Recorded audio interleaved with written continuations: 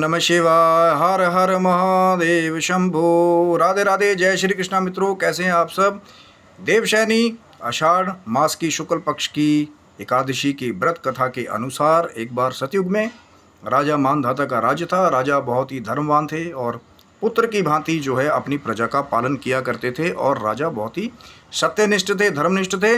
लेकिन एक बार कहते हैं कि बहुत लंबी अवधि तक राजा के राज्य में जो है 3 साल तक जो है वर्षा नहीं हुई। प्रजा ने बहुत सहन किया, लेकिन एक दिन राजा के पास आकर कहा कि महाराज, सारी प्रजा जो है त्राही त्राही कर रही है, आप इसका कोई ना कोई उपाय जरूर खोजिए। तो जैसे ही राजा धर्मनिष्ठ थे, राजा मानधाता जो है वो फिर अपनी सेना को लेकर के जगह जगह अलग अलग ऋषि मुनियों के आश्रम में गए। उन्होंने वो कारण खोजने की कोशिश की कि कोई विद्वान मिले जिसके द्वारा वो उपाय हमें मिले कि सारी जो प्रजा जो है वो वर्षा के द्वारा जो है प्रसन्न हो जाए, क्योंकि बिना वर्षा के जो सृष्टि कार्य है कहीं ना कहीं बहुत मुश्किल है जीवन को चलाना।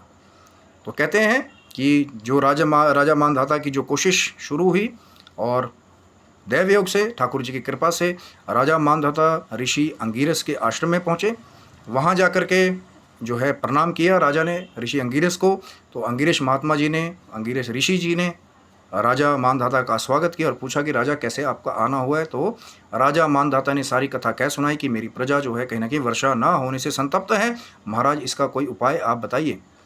तो ऋषि अंगिरस जी ने कहा कि ये सतयुग है राजा मानधाता, आपके क्षेत्र में कोई शूद्र जो है वो तपस्या कर रहा है, जिसके प्रभाव से आपके क्षेत्र में वर्षा नहीं हुई है, तो आप उसका वध कर दीजिए।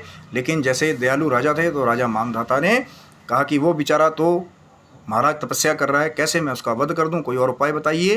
तो फिर ऋषि अंगिरस ने कहा कि तो फिर आप ये जो आषाढ़ मास के शुक्ल पक्ष की जो देवशयनी यानी पद्मा एकादशी का व्रत है उसको कीजिए और फिर कहीं ना कहीं आप नियम से पालन कीजिए, जिसके प्रभाव से ठाकुर जी की कृपा होगी तो वर्षा आपके जो राज्य पे ज़रूर जो है वो बरसेगी। और फिर कहते हैं कि ठाकुर जी की कृपा से, दैवयोग से राजा मानधाता ने आषाढ़ शुक्ल पक्ष का जो है पद्मा यानी देवशयनी एकादशी का व्रत किया और नियम से पालन किया, जिसके परिणाम स्वरूप जो है फिर घनघोर वर्षा जो है राजा मानधाता के राज्य के ऊपर हुई। राजा भी प्रसन्न हो गए जिन्होंने अपना धर्म का कार्य कहीं ना कहीं किया था, और जो सारी प्रजा है वो भी वर्षा होने से जो आगे सृष्टि का जो संचालन है उससे सभी जो है वो प्रसन्न हो गए।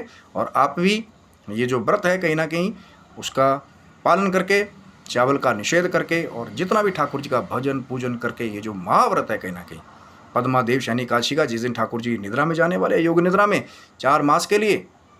तो आशा करता हूँ वीडियो आपको अच्छा लगा होगा। लाइक शेयर सब्सक्राइब करें। जय श्री कृष्णा। राधे राधे।